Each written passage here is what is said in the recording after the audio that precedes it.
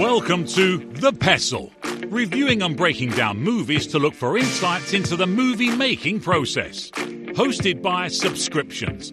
Movies, music, software. Why own anything when you can rent it forever? Now, let's dim the lights and start the show.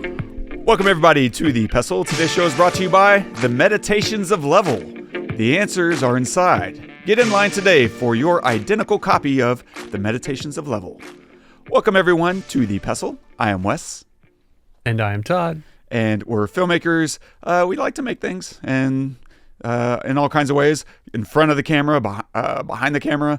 We do a little bit of everything. And then especially at this phase of the game, you kind of have to, unless you have the budget to go and hire, $20,000 worth of people to help you on your project. And you can do that. I mean, raising money is a beast. I don't really know how to do any of that. And so I tend to just figure it out for myself. And you know what? At some point, maybe I'll get nice fat budgets like Mr. Paul Thomas Anderson, which is crazy that he gets to make these art pieces for the level of budget that he does. And I don't know. I hear different people theorize on how he gets to make these movies. It's the studio's way of saying, you know what? We're here. We might as well make something fun. And here's someone that's going to get some recognition come award season. And I get to brag about it to my friends. And then other people, look and say, well, fine, he's not making the budget back during release, but over the lifetime of the film, it'll make its money back and then some, and it will eventually become profitable, and we know that too. And then there's other people who are like, you know what, it's and a lot of this is coming from Reddit. I'm just reading people's theories about this on Reddit. And then some people are like, you know what, it's just something you get to kind of brag about while it's in production. You're like, yeah, I funded this new PTA film and it's got DiCaprio, and you're just kind of, flexing with all your buddies in different studios. And maybe it's a little bit of all that, right? I don't know how it works in the music world, but that feels all pretty honest from a film world. There is a little bit of, I'm just trying to brag, and also I want to, make a little bit of money that is slow, but you know what? I know I'm going to get it back. My investors aren't going to be mad, even if they lose money. They're not going to be mad yeah, that Paul Thomas Anderson, he really, cost me a couple million. So do you want to come on my boat? Yeah, I don't know. How do you interpret some of the way art gets financed? I mean, I don't know. I honestly don't know. I mean, when you're talking about, you can't put music in the same camp because it's way more messed up. Music, I think is the music business is dead to what it used to be. It's completely different. And I think, probably Hollywood is too, I would imagine. But at the same time, they're still making movies. There are a few artists making albums. Most of them make singles or EPs, for the most part. There's probably 100 bands that make albums, on major labels, for major releases. There are very few that make full albums. They make tracks, they make songs, they make, EPs for the most part, because it's labels either don't want to invest in up and coming artists and develop them like they used to. It used to be that's what you did. You found an artist and you thought, you know what, I know there's something here, but it's not there yet. I'm going to give them a couple of years, and we're going to put them with other, really great producers and put them on the road and, let them get seasoned, is all this stuff. That does not happen anymore. You have to have a following, and you have to have a snippet of a song that goes viral. And at that point, then you record the song if you haven't already, and then you put it out as a single. And it's all these, this is just such a test market. It's garbage. Yeah. And I'm call me old school, I guess, whatever, but I'm of the camp of an album. An album is like a movie to me. It's imagining OK Computer as singles. What? You've just taken something super valuable away from the world, or like the White Album, like, come on, like it's ridiculous. But at least now, at least in the film industry, like movies are still being made, full movies. And to this movie we're going to talk about, like new stories are still being made. Of course, old stories are being rehashed and remade. That's never going to go away. It's like, in some cases, easy money, or easy to make because you know where the story is going. But in a case like this, where you have no idea where it's going when you're writing it, and then even when you're watching it, because it's a brand new story, this is what I think movies do so well, is they like, and why they'll always be here, because of the whole Trey Stone thing that you mentioned, I think in a last episode or the episode before, where the South Park thing, where it's this happens, therefore, or what is it? But then this happens. It's like,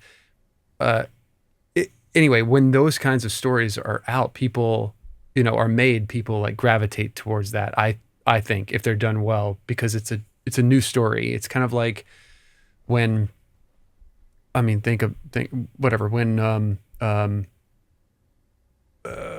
Snow White came out, or Star Wars came out. Let's say Star Wars, right? Brand new story, like that people didn't know where it was going because it's set in outer space, and like, oh my gosh, all this new stuff that I've never seen before. And, everybody I think wants to live through an era where the new Star Wars, quote unquote, comes out, meaning the new story, the new timeless story, right?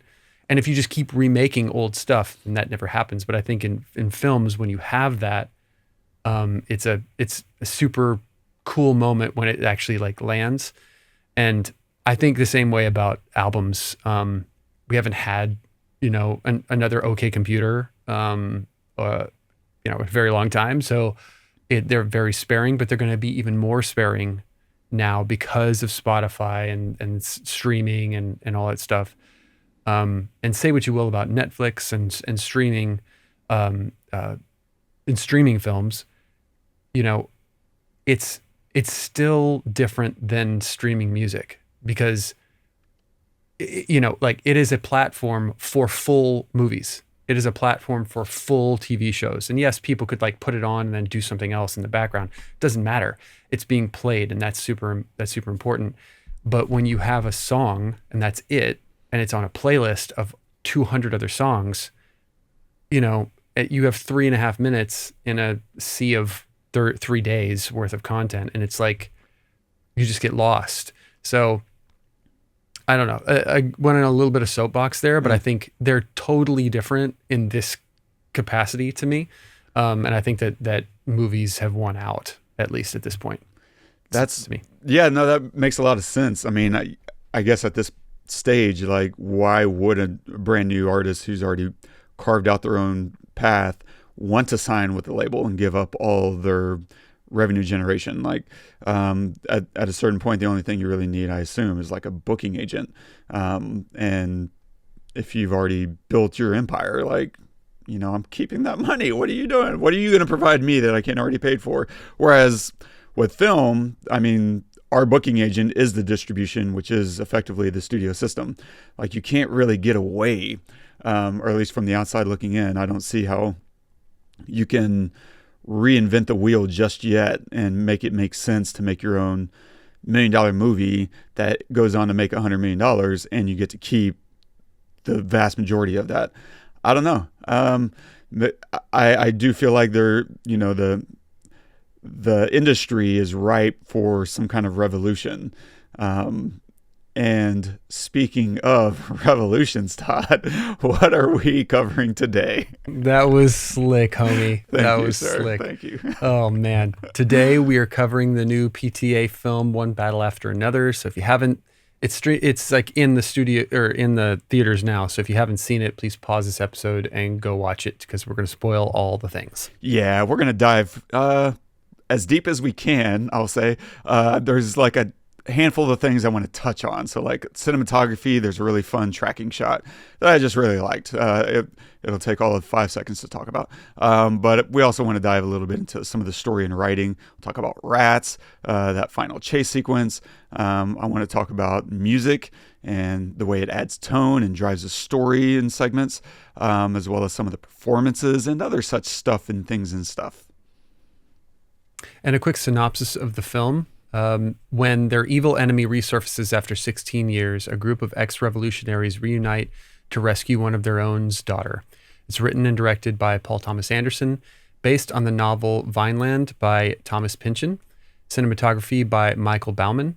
It's featuring Leonardo DiCaprio as Bob Ferguson, Teyana Taylor as Perfidia, Chase Infiniti as Willa, Regina Hall as Deandra, Sean Penn as Colonel Lockjaw, and Benicio del Toro as Sensei. And no clip. The only clips that were really available was either the trailer or one of the password calls, where he's just getting irate. Like, let's not get caught up on the password. And yeah, so last week I threw out several options, right? I was like, oh, we could do this, we could do him, we could do like a Butch Cassidy, touch on some Robert Redford stuff. And you wanted one battle after another. And so I'm curious, like, walking in, did you have any expectation, or were you just like, it's PTA and Leonardo DiCaprio, I gotta see what this is about? And what did you get as a result of walking into that theater? Yeah, so I had no idea, what I was going to walk into.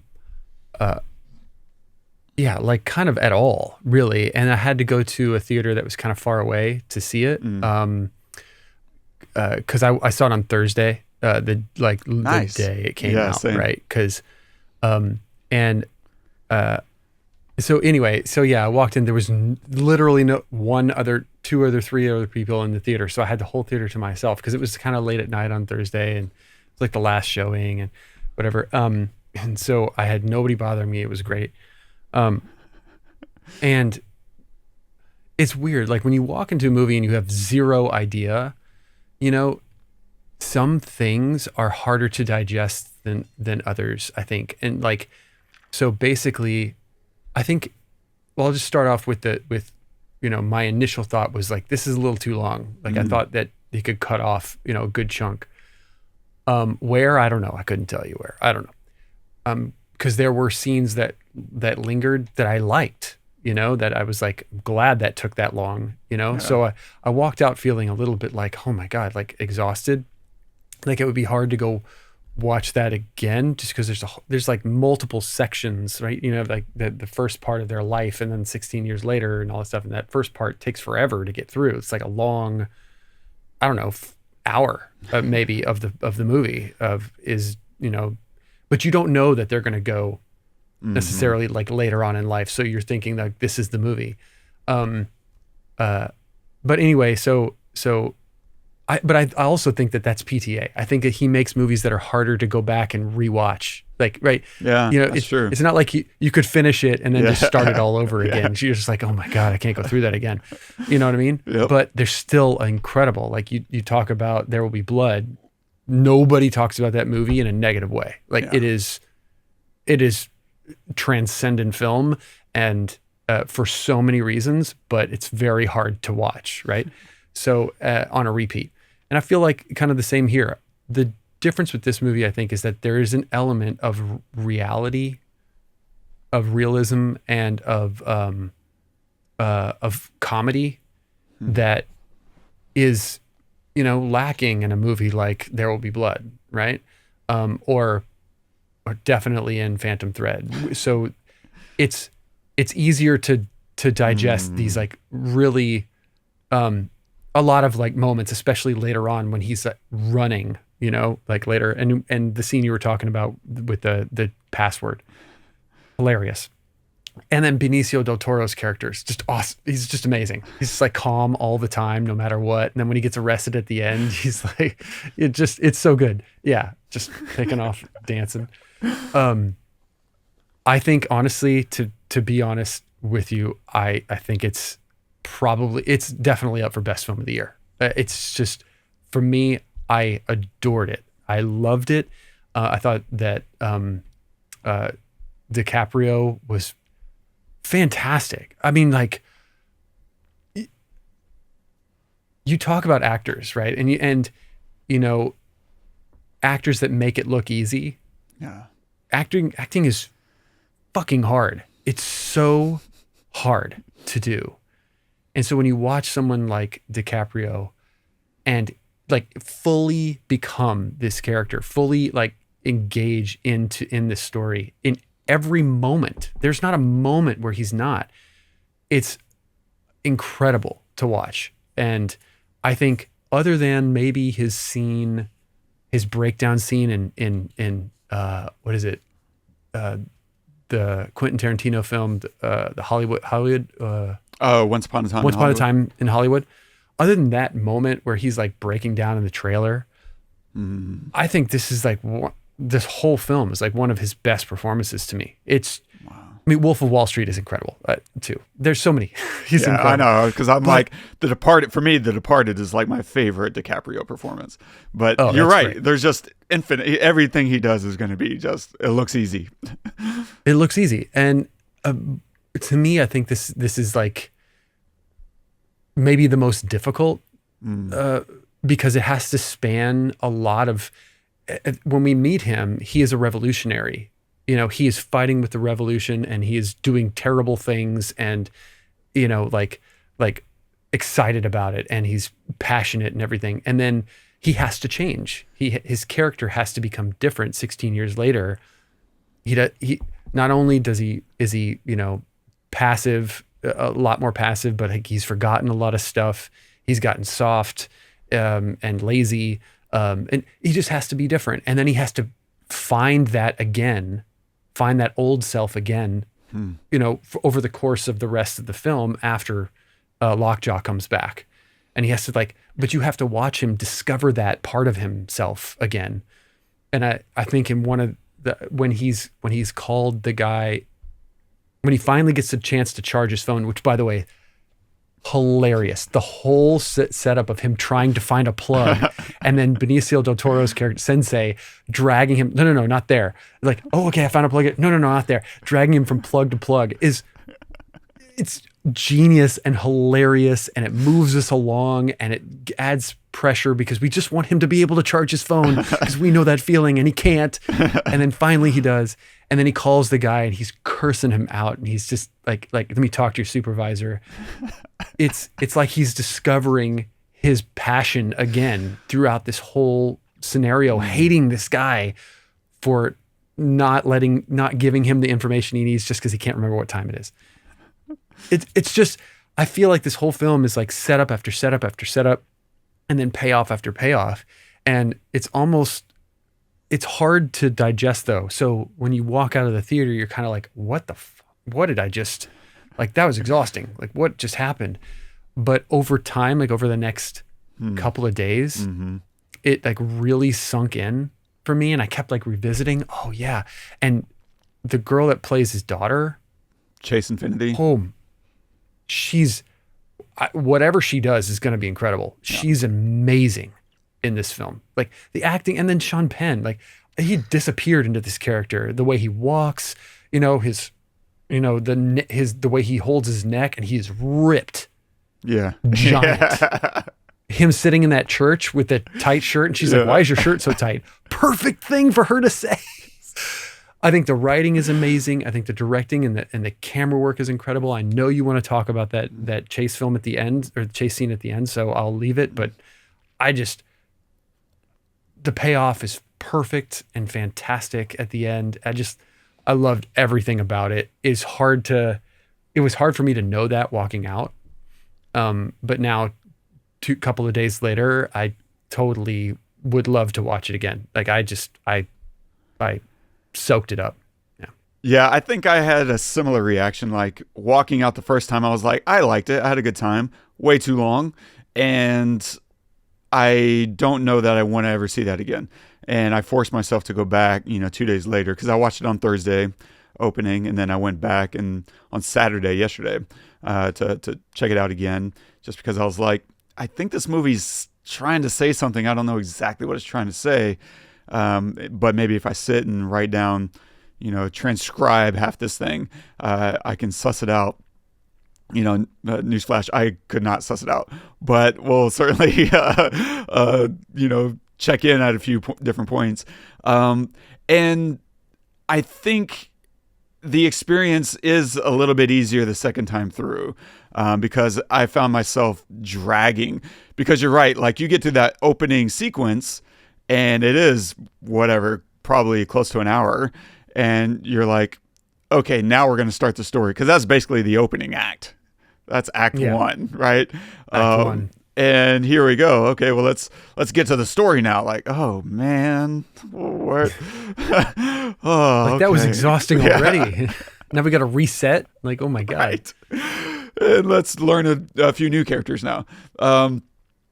But I think I had a similar reaction. Like, what would I cut? And I mean, there's plenty to cut, but whatever you cut, you're leaving out something that is entertaining. And I think that gets into, I think the one thing that surprised me putting together the notes right before, we jumped on the session, was that in the credits, I saw it was labeled as written and directed by PTA. And I was like, whoa, how the hell did he come up with this? Like, and he just released a new movie. Like, he was able to come up with all this and write and direct it in the last, 2 years.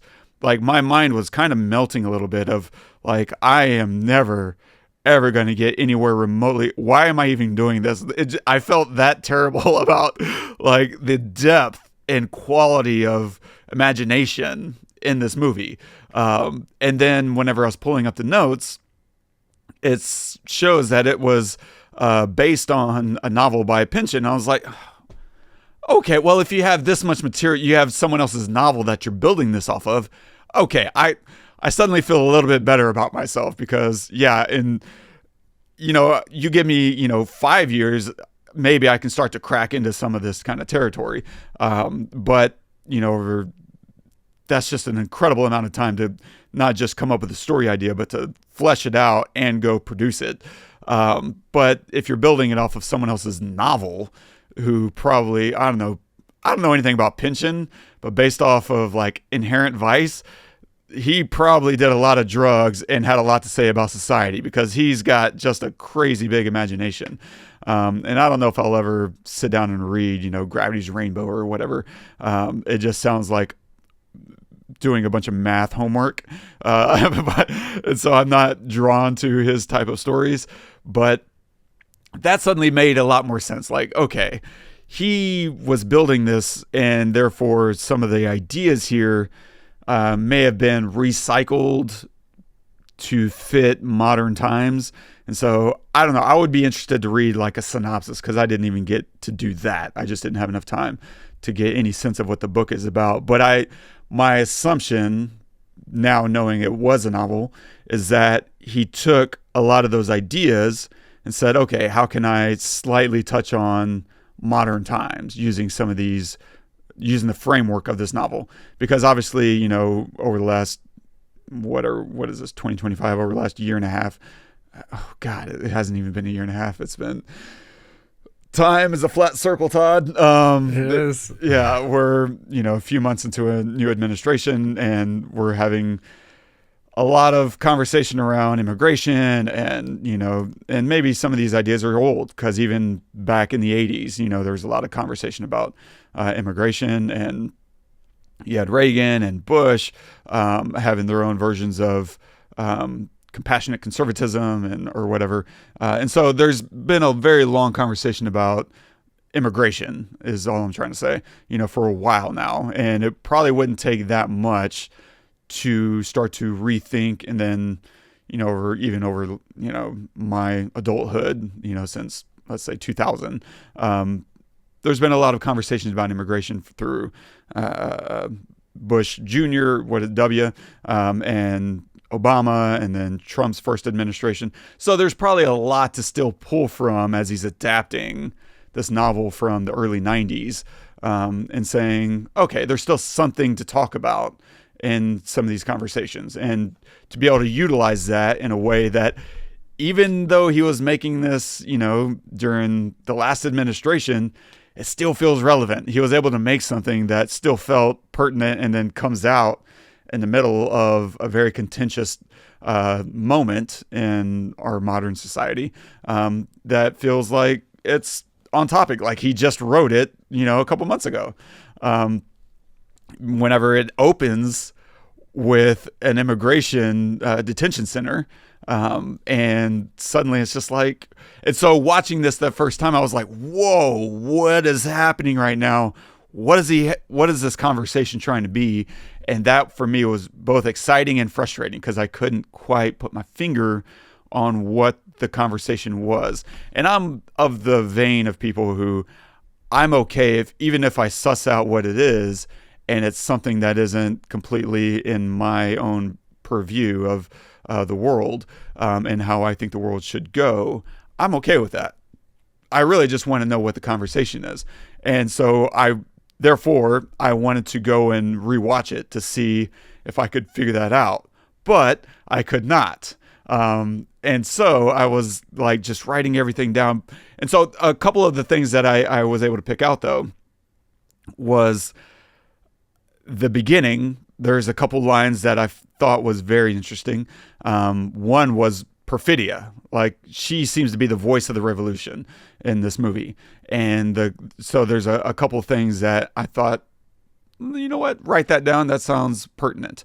One was her line to DiCaprio's character, who has two different names. I forget what his original name. Oh, it's Ghetto Pat. And then, of course, he changed his name to Bob Ferguson. And so there's probably something in there that I'm not even realizing. But she says to Pat, create a show, an announcement of the revolution, make it bright, impress me. And that feels like a thesis statement from Paul Thomas Anderson.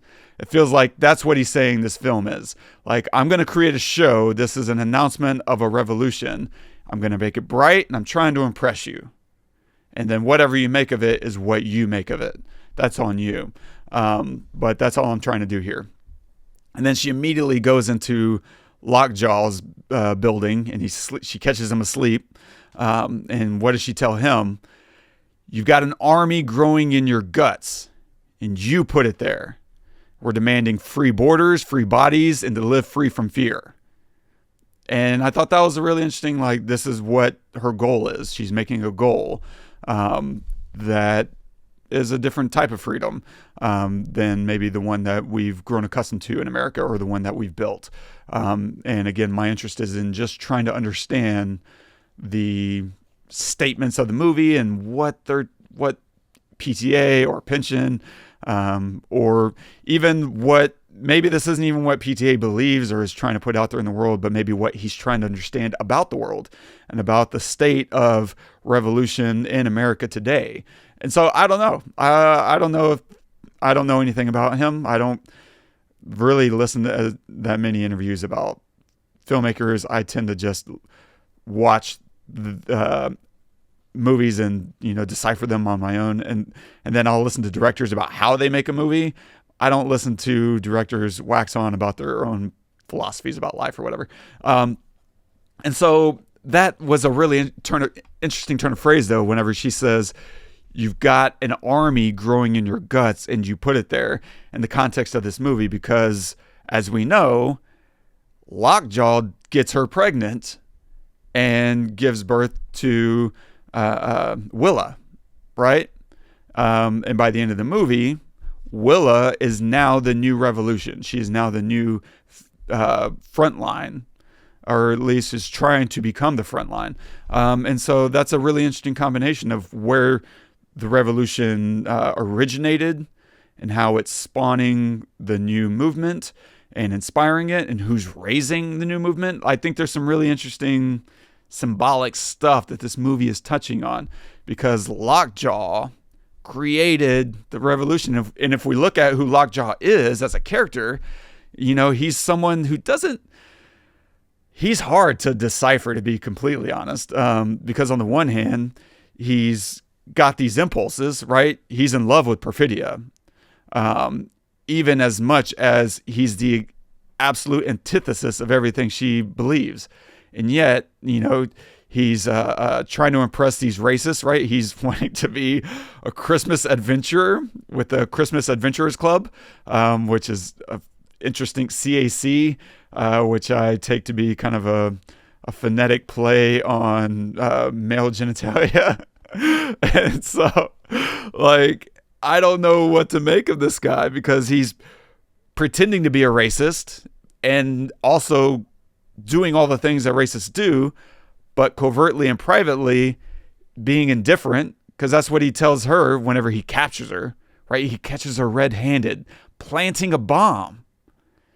And she's like, what do you want? He says, I want you to do your worst. You can blow up anything you want. It doesn't make any difference to me. This guy doesn't seem to really have any belief system. He's kind of having these private desires. He really wants to be with her. He's obsessed with her. And yet he doesn't want to acknowledge his kid. And the second that he realizes, and we get to witness, that's a fun moment, watching him go through the process, because we all have that question whenever she gets pregnant. We're all thinking it. We're like, wait, did they have sex? We didn't see how that night went. But we know that, she's in love with Pat, and yet she's doing this thing with Lockjaw because she thinks she needs to do that in order to keep the revolution going. And we know, or at least get this feeling, that rebellion is what drives her. That's what turns her on, right? She's wanting to have sex in all these crazy places. They're about to set a bomb off, and she's like, no, right now. And so she's getting turned on over rebellion, and they're having this interesting conversation as she's pregnant. And Deandra is talking to Pat, and they're looking at each other like she doesn't even realize she's pregnant. And yet she gives birth, and she's like, I'm jealous of my own daughter. He loves her more than he loves me. Like, is it crazy to be jealous? So there's such an interesting conversation that's happening here that I think could lead to interesting conversations and parsing. I don't know that I have any kind of definitive take on it, but I think it's fun to point out and say, as you're trying to deliver freedom or justice or change into the world, you're also trying to live your life and have love and have a family. And at times it feels like you're being forced to choose. And in choosing one or the other, you're abandoning one or the other, right? Because and in abandoning her family, she also ends up abandoning the revolution. And so it just feels like, and then this movie feels like it's kind of mocking everything. It feels like it's mocking the revolution, and not in this indirect way. It feels pretty directly like laughing at it, laughing at I guess the vanity of it, but also how in vain it feels. Like it feels perfunctory and useless, and wishful. But ultimately, she even says, 16 years later, right? And we're watching her daughter on screen now. We're being introduced to Willa, and she's having, this voiceover that says, and very little has changed. It's been 16 years, and what's different? Pretty much nothing. I don't know. I got so much more random thoughts, but is there any of this clicking with you? Yeah, no, it totally does. So. I agree with everything you're saying, and I think that for me, Lockjaw represents the country, represents the United States, right? It might be a stretch to think that, but I think that he totally does. I think so. His dichotomy there of like, I'm in love with this black woman, and yet I want to be part of, let's just call it the KKK. Like, I just, this is how I used to believe that the world was, but now I am in love with this woman, but I still believe this way. that's very much the United. I mean, like we backstab everybody all the time. We've like done terrible things, and yet we stand for freedom and liberty and all that stuff. And yet, you know, the government is watching us literally right now. Like, how free are we? So anyway, his dichotomy kind of solidifies for me that is U.S. Then, your point about him making fun of or poking at the revolution, I think that is also true. And you said something interesting that like really clicked for me. You said like how in vain it feels.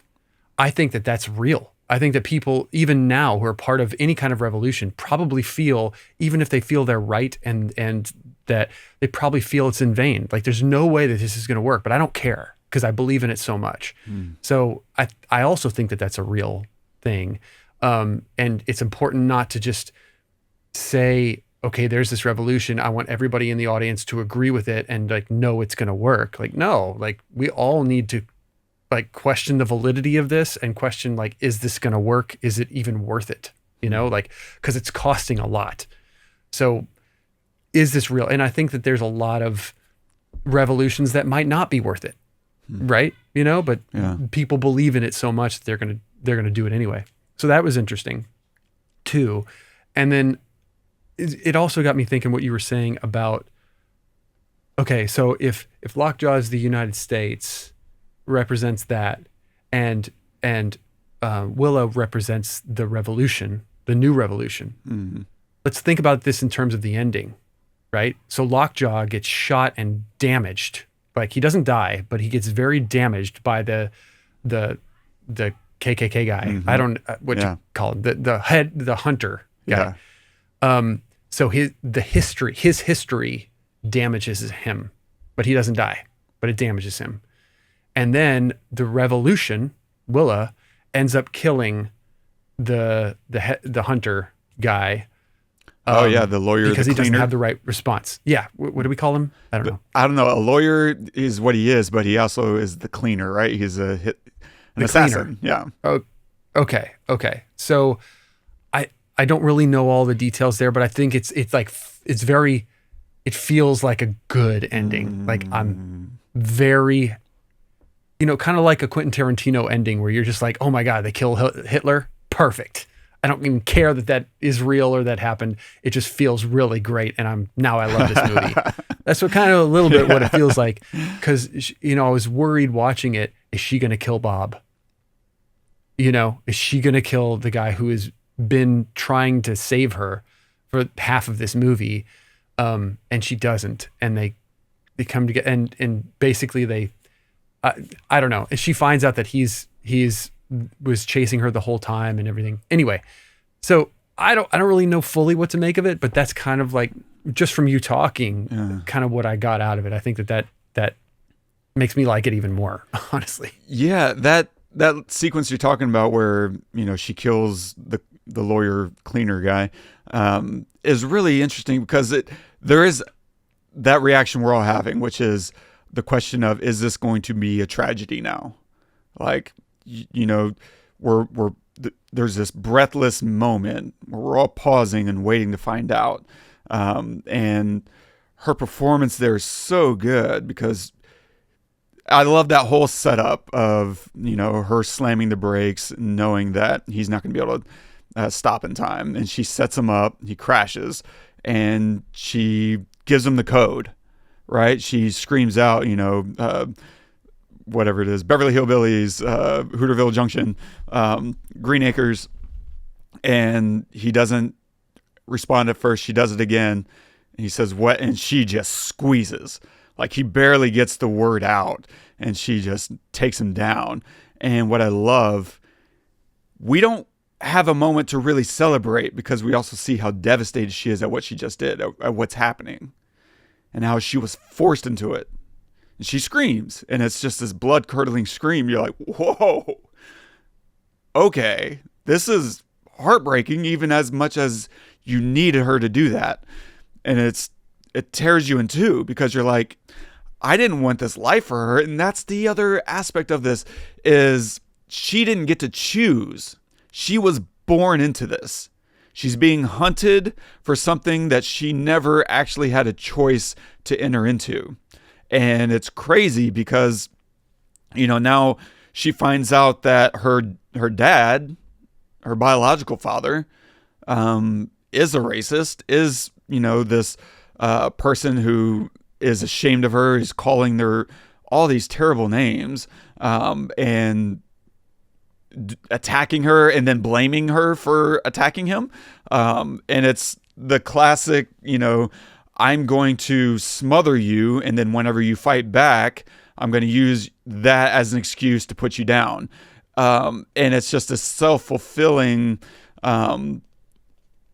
fight. It's pretty Very United States. Yeah. It's a cop coming, slamming you and rubbing your face into the asphalt and choking you, and the moment you resist, they say stop resisting. You're like, how am I to do anything else other than fight you back right now? And yet that becomes an excuse to punish you even further and to violate you even more. And that's all he's doing. It's this really visceral, experience of what so many people experience by an oppressor. Someone's oppressing you, and the very act of resisting that oppression becomes an excuse that they get to further oppress you. Like, so what is this cognitive dissonance? And it's a setup, and they know what they're doing. And even if they don't, they've been trained to do that by someone who does know what they're doing. And it's just this long line of knock-on effects, and seeing that play out is really, gut-wrenching. But then what makes it even worse is the anxiety we have as her dad is walking up, and you're like, can she break free of her mentality right now? Let's find out. and she just, to your point, she just found out that's not her real dad. She didn't know that her whole life. And now she knows. So now she's like, I don't know if I trust this guy. Is this guy who I think he is? I'm going to give him the code too, even though I see him. I know who he is. And he even says, you see me, I'm here.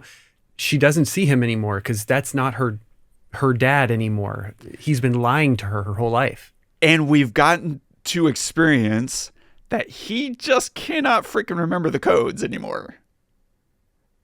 That's great point. Completely left his brain.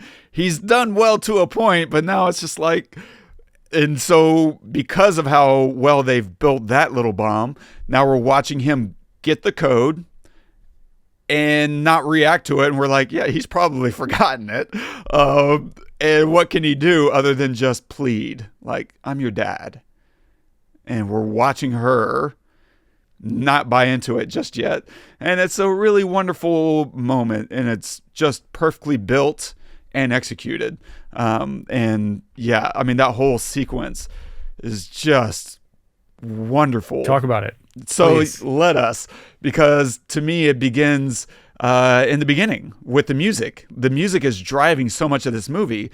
It's adding tone, it's adding energy, and it's pushing urgency. And it's really carrying us through like 90% of the movie. Like, a lot of this movie is driven by the soundtrack or the score. And it's wonderful because that first like 45 minutes is music, and it's like this hi-hat, and it's kind of jazz, and it's creating a little bit of levity. It's making you feel a sense of safety. And then they cut it when the robbery fails. Whenever we hear that gunshot, and we're, Jungle Pussy is up there giving her spiel. And the moment she references Set It Off, I'm like, oh no. If you've seen Set It Off, you kind of understand that reference because it's about bank robbers. And, things get wiry whenever you're robbing banks. And so for me, I already kind of understood that reference and exactly what that probably means in this context. And so everything, turns left. And when they cut that music, your sense of safety is gone. And it's suddenly the tension is cranked up immediately. and it's creating the silence, the lack of music. It's creating a very strong, visceral sense of reality, and I love it for that. What a wonderful soundtrack or score! I was just really, really impressed. And then later, they bring it back, and now we have Willa on screen, and they're going back to a new score, and it's allowing you to move pretty fast through a lot of different elements. And every time they remove it, something serious is about to happen. And when we get to that chase sequence, which is just so good, I've never seen a chase sequence like that before. Same, dude. It feels so. I want to know what you think, but I just have to say, it feels so satisfying every time you come over a hill. Like, you go down, you're like, I want to come over a hill, and they bring you over the hill. Sometimes they don't, but then the next time they go down, they bring you over the hill, and you're like, oh, I can see. It's kind of like you're bobbing up and down in the ocean, almost. And I've never seen anything like it. And what kind of lens do you use? Like, such a long lens. It has to be. That was my feeling, is that it starts slightly wider, and the more the chase goes on, the longer and longer the lens becomes. Now, I don't know if they were just swapping lenses or if they had a zoom on there that allowed them to remotely start to push in a little bit more as she was going through that sequence. But it was just enthralling because you put those longer and longer lenses on, and they were sharp. They were tack sharp to be able to go that long.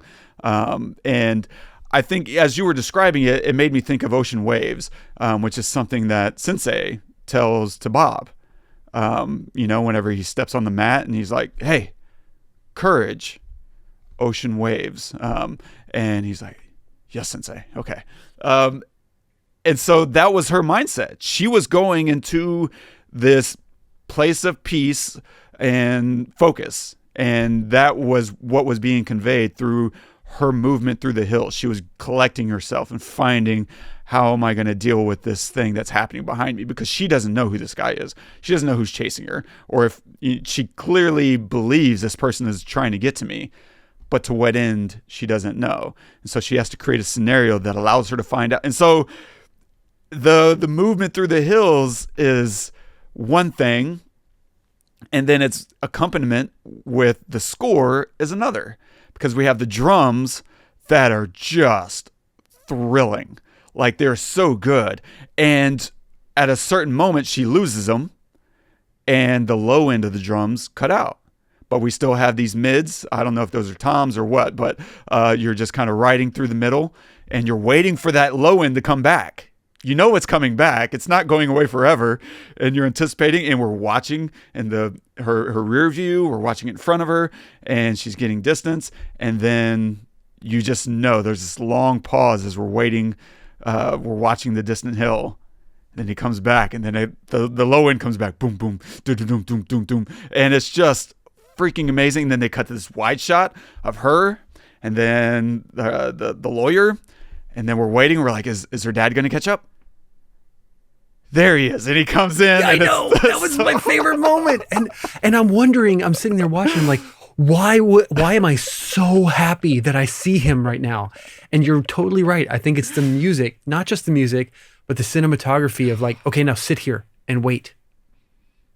Is something coming? Is the savior coming? And he turns out to not be the savior, but anyway, I loved that moment. Which is great. And it's that composition is so good. It's wide, and they're creating space on the left side of that frame because you're waiting for him to fill it.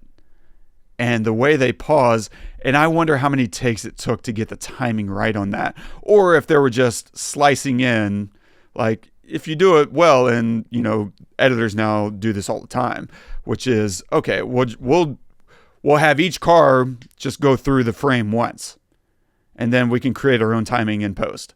I wonder if that's what they did to just kind of tweak it. I don't know. But it's freaking amazing. It's perfect. Because we're all anticipating all that happening, and the intercutting between these sequences that lead to that chase sequence is so good, because you have her breaking free, and she's being arrested by the tracker. And then he delivers her to this outpost. And then we're watching him watch them. And I think he's trying to determine, are they going to kill this girl? They are. Nope. I do not do that to children. And so he gets out and he just starts wiping them out. And then we're watching her gather her. And then we're also watching Lockjaw, the aftermath of him getting. And so it's all piecing together. And I would love to see that on the page. I think this played out. I would say 95% of this movie is on the page. And to the extent that something isn't on the page, it's just, little wrinkles in the performances, nothing crazy. Like no one uttered a line, right. And so that chase sequence is playing out, and I don't know.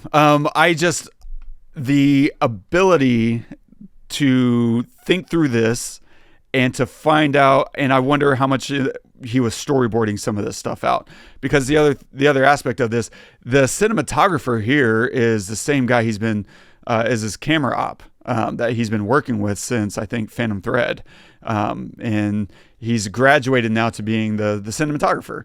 Like on Phantom Thread, he called him a lighting cameraman, which is pretty funny. That's not a thing, and I don't know if he got credited on Licorice Pizza as being the cinematographer, but it's really cool to see that camera op effectively become a cinematographer now. And I wonder if that's really changed their workflow and their process, because I'll be honest, watching this film, I kept thinking to myself, he didn't do the cinematography on this. There's no way. And then seeing at the end, I knew it. He had a DP. Cool. And then getting into the weeds and the putting together show notes, pulling up Bauman's list, I was like, wait, crap, this is the guy. Was he still effectively the cinematographer on this? Because there's some complex stuff happening here, and it's such a world of difference between this and Phantom Thread. Phantom Thread was great, but I saw all kinds of room for improvement in the cinematography. And then watching this, I'm like, I don't know how he did it. Like, this is freaking magic. And some of these ideas, I don't feel like I've seen anyone do this with the lenses in the hills, that emotion that's being created through. It was the closest I got was Miami Vice, was Michael Mann, the Go Fast boat sequence when he's doing these zooms on the ocean. Closest I immediately went to, but I don't know if someone else has done this. Maybe there's like some French New Wave thing that, is lightly referenced in here or something. I don't know, bro. Sorry. What were you saying? The only thing it reminded me of was, and it's probably just because it's out in the middle of nowhere, is No Country. They start to do that a little bit in the driving, but they don't like do it. You know, there's just a couple of shots where they're kind of hinting at it, but they don't like embrace it the way that this scene does. I don't think I haven't seen anybody ever do anything like this. Yeah. Freaking hella cool. I don't think, I'm pretty sure that this is my favorite PTA movie. And I think that it's a combination of all these things, especially now that you just mentioned it, that like he handed cinematography off, or maybe the principal photography. If maybe Michael Bauman didn't do all of it, but like he probably did that final scene, the chase scene. He probably did like the scene where Bob is following Sensei into his house up the stairs, like that whole sequence of him getting to the place where he can charge his phone was masterful. Like when you don't see the cinematography, but you feel the movement of the characters, that's when you know that it's like, it's perfect. And I didn't see the camera angles. I didn't see the lighting. I just saw and experienced the frustration that and the anguish that Bob kind of had because he wants to charge his phone, but he can't. And the calmness of Sensei. He's calm the entire time and he's saying hi to people and you're just whatever, but you're just kind of like following. There are so many complicated angles and shots and things, and you have to feel like you're following them, but at the same time, you have to feel like you're getting somewhere, even though you're not getting somewhere. And it's effortless. I think probably a few scenes like that are definitely he had to hand off to Bauman probably so that he could direct it. But anyway, like I just think it's like masterfully done. Yeah. And this is a very quick throwaway shot, but I just really loved it, was when Billy Goat gets abducted by the tracker and he shoves him into the car. He blindfolds him, right? Billy Goat is the operator at the mic, and shoves him into the car. That pull out, when he pulls out in this, what is that, a Charger or like a Mustang or something? When he pulls out, I love that shot, and it's so simple because there's a camera rig that is on a car. It's probably like a Porsche or something, and it's speeding down the street, and the Charger pulls out into the street, and ramps up its own speed. And so I just love that little shot before the shot. Like the tracking starts down the street and creates so much momentum. And so when we cut, we're already flying down the road and the car pulls out in front of us and then we're right on top of it. And it's just a beautiful, simple, fundamental 101 kind of thing. But it's always those little things that I'm interested in trying to find a place and implement. Because it's one of those things like, how do you show a car pulling out? There's 1,000 ways to do it. It's like, how do you show someone talking on a phone? I had a cinematographer buddy that was talking about this one time. He's like, how do you show someone talking on a phone? And he's like, there's 1,000 ways to light it, to shoot it, to cut it. Like, do you go wide? Do you go dramatic lighting? Do you put them flat against the wall? Or is it a really intense conversation? And I just love that kind of idea. And so, yeah, I love that little tracking shot of the car. The other thing that you brought up is the Sensei. And you're right. He is so calm. He is, and that's what I wrote too. I put that in my notes. I was like, this dude is just unflappable. And what's cool is he has his own resistance. And it's secure. It's productive. It's helpful, right? They rescue Bob from the cops. They provide him a weapon and refuge. They give him resources and get him to where he needs to be. And Sensei has his own simplified definition of liberation, which is slightly different from Perfidia's. Perfidia was talking about, free borders and bodies and free from fear. And he kind of reduced all of that to, what freedom is? No fear. And so it's both a simplification and an echo of what Perfidia was talking about.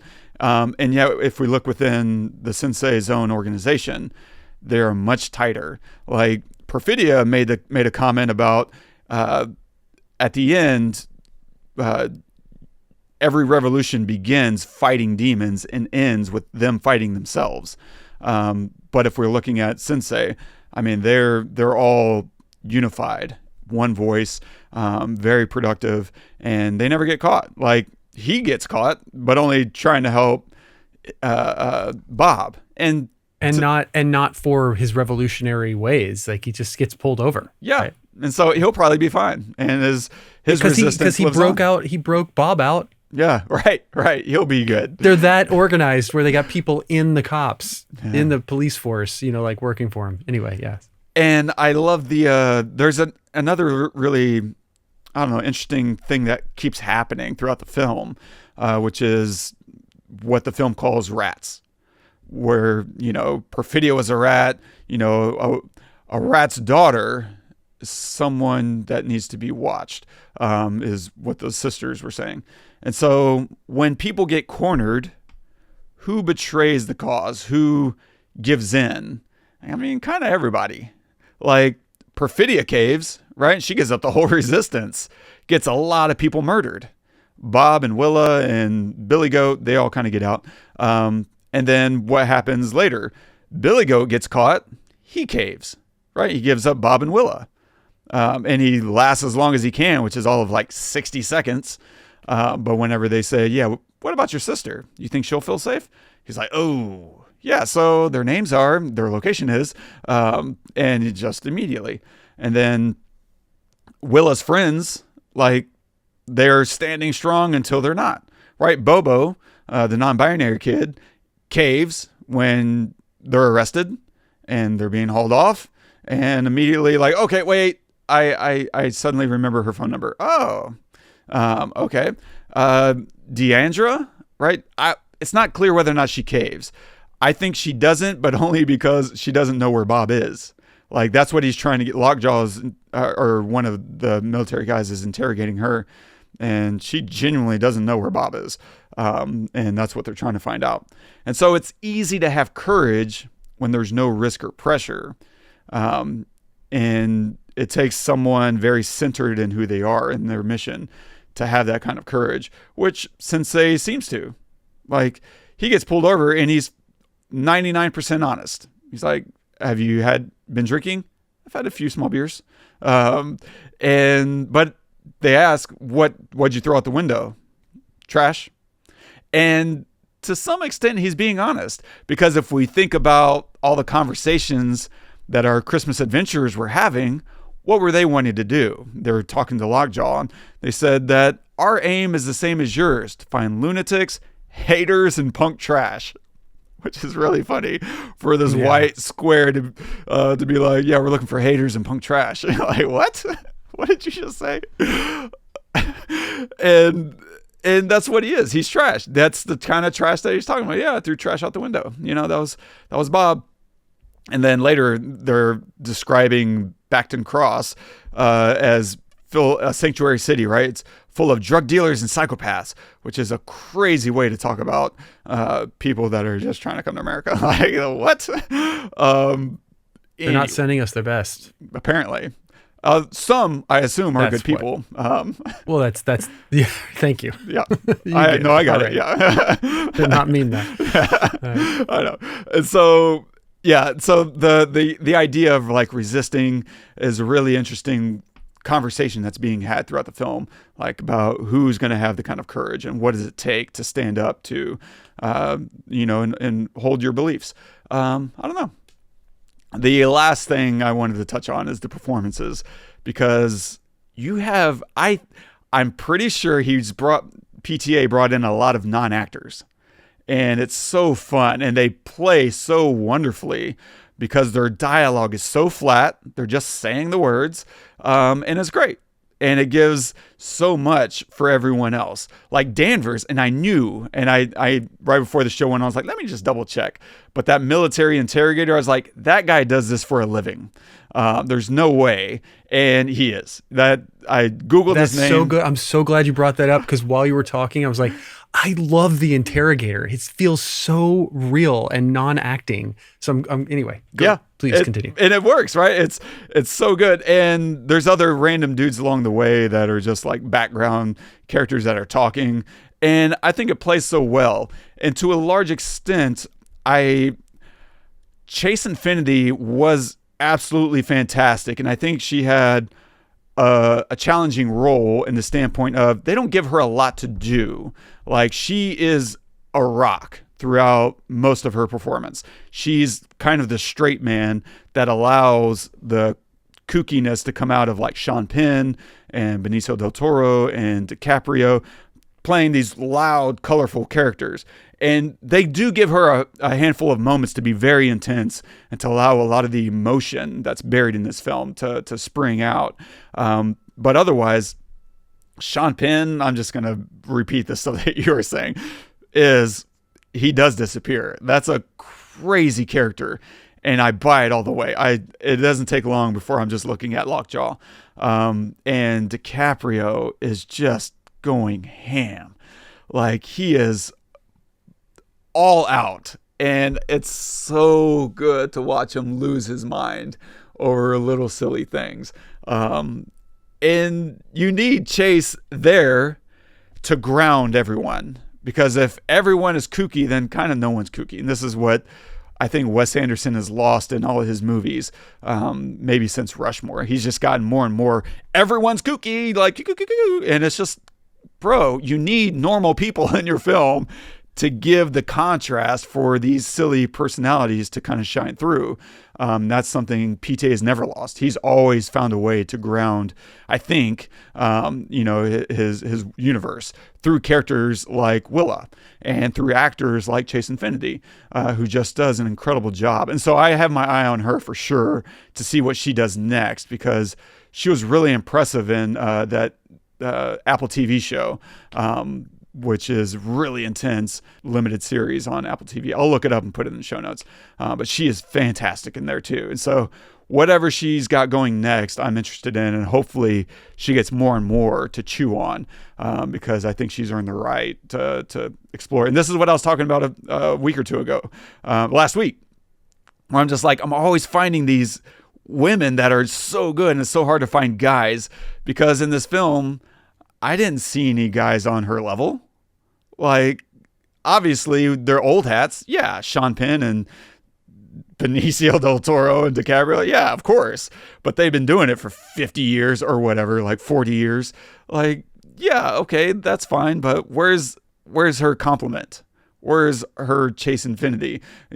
I don't know. But seeing her, I'm like, give her a bigger role. Like, let her do more stuff. But yeah, she fantastic, but it gave so much space to these other actors to really let loose, because his reaction, Sean Penn's reaction, whenever she's like, why is your shirt so tight? And he's just that wide shot of them sitting so far apart. I'm not gay, if that's what you mean. It's such a perfect thing for her to say, to like get to him, because and we're all thinking, God damn, he's so jacked right now. His arms are exploding out of that shirt, and she just says it, and it's so like, so when she said that, I was like, oh, that's my favorite moment in the movie so far. That's perfect. So fulfilling. And PTA has a way. There's one line in here where I'm like, I can't tell if he wrote it this way or if this just popped out of Sean Penn. Because it could, he's a better writer than you think. There's so many moments that you're like, that was improv, and it wasn't. He just knows what he wants, and he likes the quirkiness of humanity to pop out in his films, in ways that other filmmakers don't allow or don't know to look for. And it's that moment whenever she realizes, crap, the lines are all straight, and that was great exposition to explain what we're looking for and what it means, and how to interpret it. And she realizes, this guy's going to try to kill me now. And she starts running, and he's like, is this making up for lost time? Daddy-daughter games? Daddy-daughter games? And he says it again, and it's like so weird and awkward. You're like, what? And it's the perfect, like, that's a PTA kind of moment. He does that stuff all the time. And it makes it really amusing and like human. It just makes it human. And he's always looking for those little human moments that a lot of filmmakers don't, want to. It doesn't feel very cinematic, but it does make it feel lived in a way that you just don't get to see on celluloid. Anyway, that's everything, and then some. Final thoughts, man? Well, like I said, I think that this is. I mean, it's hard to say because I do love a lot of PTA films, but just the way that I'm left at the end of this film, I just feel like this is probably going to be my favorite PTA film so far. And if even if it's not, I'm so excited for the making of this movie and like the direction that he's going in his creative process. I just think he's taking chances in cinematography. He's taking chances in writing. He's taking chances in story. I mean, this is not an easy story to like. He doesn't hand you everything, He'll give you a few things. Like there's no way anybody's going to know if the line is straight, like you said, that their father's daughter. There's no way. So you got to give somebody that. But in terms of like the story and the arc and like the reason, the motivations behind people, he doesn't really give you that. You have to follow along, and we talk about it on this podcast all the time. Like that's what we want. I don't want anybody to hand me anything. I'm not stupid. I want to just be given the story, and I have to follow along. I think the fact that Perfidia we don't see her again. Like she leaves and we don't see her again. I think that that's important, right? Because the motivation for her daughter to be the new revolution doesn't involve her being there motivating her. Like she has her own motivation to be the revolution, and it doesn't need her mother there. And her father is like, he's like, I'm out of it. Be careful, have fun, basically, when she's going off to her thing at the end. And then we cut. I think that says it all. I really love this. And the more I think about it, the more you and I talk about it, the more I love it. The performances, cinematography, the story, the execution, the acting. Yeah. Well, I just said that already, but anyway, yeah. Dude, fantastic. Well said. What are you going to recommend this week? I'm going to recommend a new show on Netflix that I just finished that I just love. And it's got Jude Law and Jason Bateman. You know what I'm talking about? I haven't watched it. Black Rabbit. You should go watch Black Rabbit. I love it. I think it's interesting. I think Jason Bateman, I don't know if he wrote it, but I know he produced it or he executive produced it or something. I think be prepared for Jude Law without a British accent. Ooh, okay. He does it really well. Yeah. Really. But it's like, I've never seen him acting without a British accent. So it's kind of like, it's a little like jarring to watch him speak. And he does it well. Like if I didn't know that he was British, I would be convinced he's, from the US. So he does it really well. But storyline is like aggressive and difficult. But you see, anyway, it's a really, I don't want to give anything away. But it's a really strong performance by them. And I think it's really dark, and interesting, and you don't really know where it's going, but you kind of have a feeling.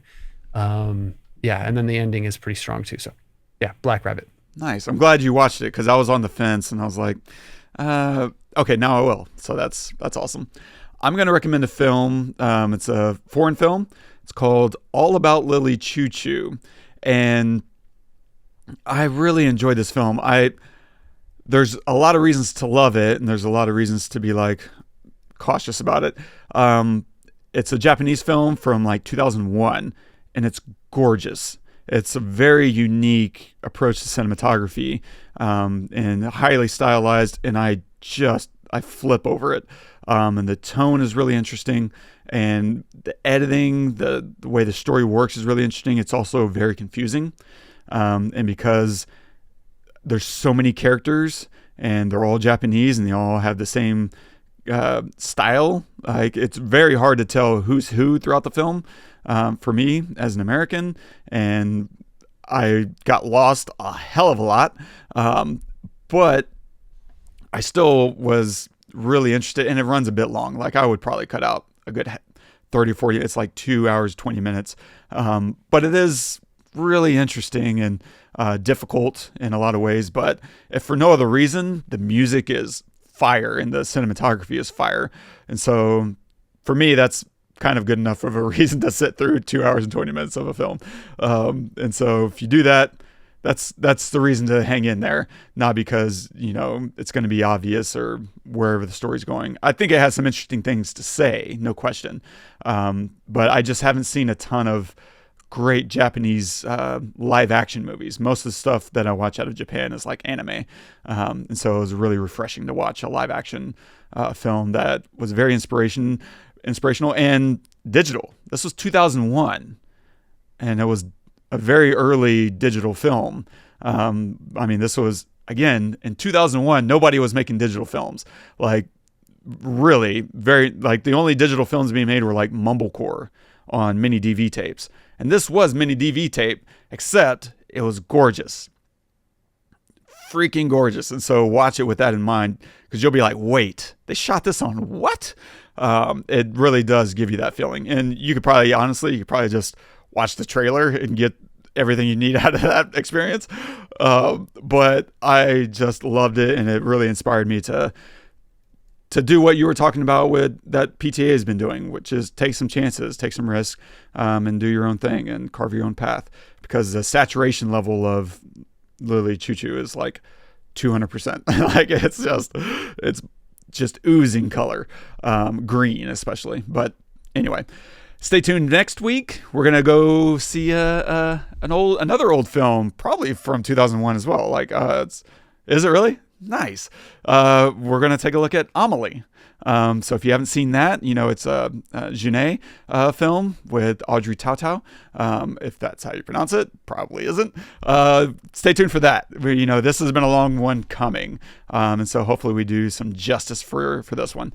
Because I don't think we did our best work on the last Genet film. Not Atonement. What was it? God, I'm way in my head. It's the other Tautou film that we did of his.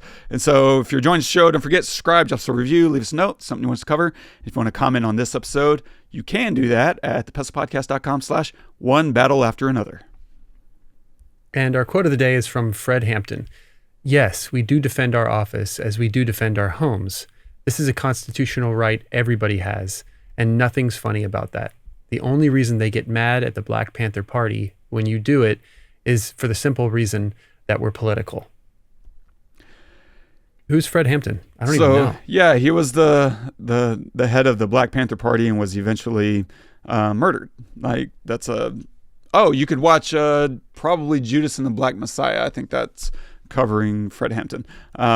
But I really appreciate the perspective here, which is they're doing the same thing that so many other people are doing. The reason that they're getting flack for it is really because their politics don't align with other people. And so my big takeaway, the thing that I really wanted to invoke from that quote, is you have something you believe in. You have something that you want to impress on the world, and that's okay. You do need to factor in that other people have those same thoughts and ideas. And if they're doing something that you would do, to not judge them harshly for their tactics. If it's tactics that you would use, maybe sympathize and go toe-to-toe, not based on tactics, but based on philosophy, and meet them in the battlefield of ideas. Whereas if you're holding marches and like with your guns, and if someone else is doing the same thing, you know what? Maybe don't focus on that. I think I get so frustrated with the tit for tat nature of the conversations that happen because everything becomes an excuse to do the same thing, but plus one. And so many people are just not, they're just hypocrites. Like, oh, well, when you did it, it was okay, therefore I'm going to do it. But if your philosophy is that you shouldn't be doing that, then you don't do it either. You don't do that thing, and you meet them in the battlefield of ideas. And so I really love what, Fred Hampton is trying to impress here. Like, we're actually not doing anything wrong. And if there's something that we're doing that's illegal or then fine, but that wasn't the point he was making. It was like, you're only mad because we're doing the thing that you're doing. We have guns. Guess what? That's a fundamental constitutional right. We have a right to weapons. If you don't like us having weapons, then either change the Constitution or change your point of view on us. And a lot of people in that era didn't like black people having guns, even though they're professing to be Second Amendment, constitutional followers. And you know what? Stop the hypocrisy and either figure out your philosophy or figure out that you need to change your views of how to approach someone else's views in that whole conversation. I don't know. It's a messy way of trying to get out the idea here, but I think y'all are. No, I get it. I get how this applies to the film as well. Yeah. So no, it makes perfect sense. Yeah. Messy. But beautiful. Yeah. Beautiful. Well, thank you guys so much for joining us. Hopefully you enjoyed this and that you've actually seen the film, so we didn't give this all away. But if you haven't, man, just go watch it, especially in a theater, because they filmed this in Panavision, I guess it was. Mm-hmm. And first time in like 70 years or something. And it looks gorgeous. It looks absolutely breathtaking. Like the art of film, as opposed to digital. Like you can really feel it. It's awesome. Anyway, please subscribe and review us wherever you get your podcasts. It really helps a lot. If there's a film you'd like to see us talk about or pick apart, recommend it. We'd love to maybe cover it one day. Who knows? Until next time, I'm Todd. I'm Wes. Go watch some movies. I wish I had some sunglasses right here. I'm gonna fuck you up.